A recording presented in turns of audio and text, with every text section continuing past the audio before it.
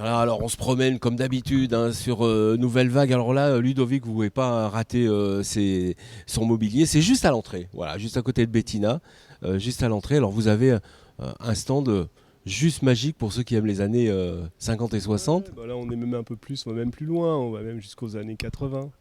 Hein. C'est votre passion, c'est ça? C'est quelle année alors? Plutôt, mes années de référence sont plus le 70 et le 80 que le 50 et 60. Mais bon, ceci dit, toute la période design m'intéresse. Vous avez une belle collection quelque part cachée?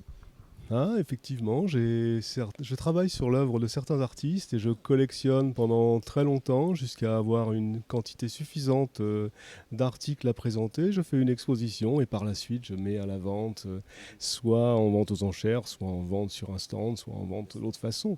Mais oui, oui, je suis collectionneur en plus d'être marchand, ou Et peut-être même collectionneur avant d'être marchand. Mais c'est peut-être ça en fait, c'est la passion, c'est la collection qui prime avant.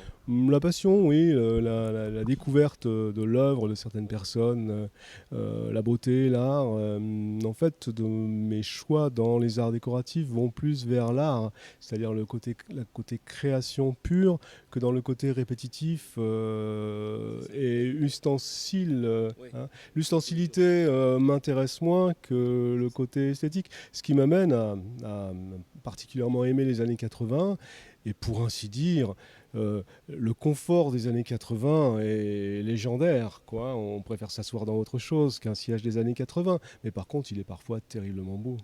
Avec du mobilier signé quand même, vous avez toujours des préférences? Ouais, toujours. En fait, 80% des pièces que je présente sont d'artistes référencés en édition d'origine. Hein.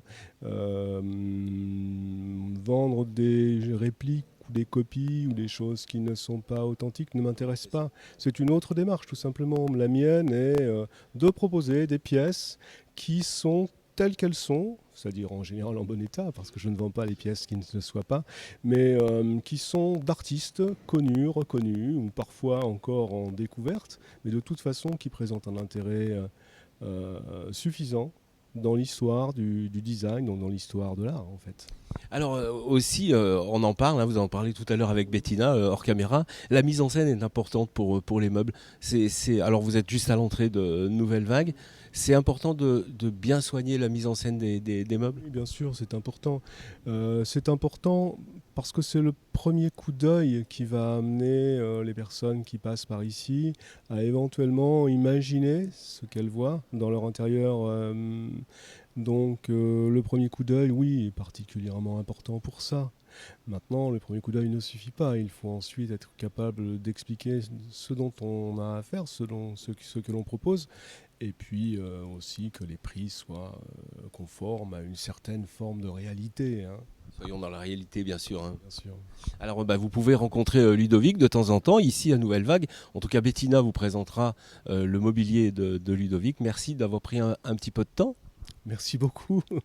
Et puis, ben, espérons que cette expérience soit belle et dure. Je vous le souhaite, bien sûr. Merci Ludovic.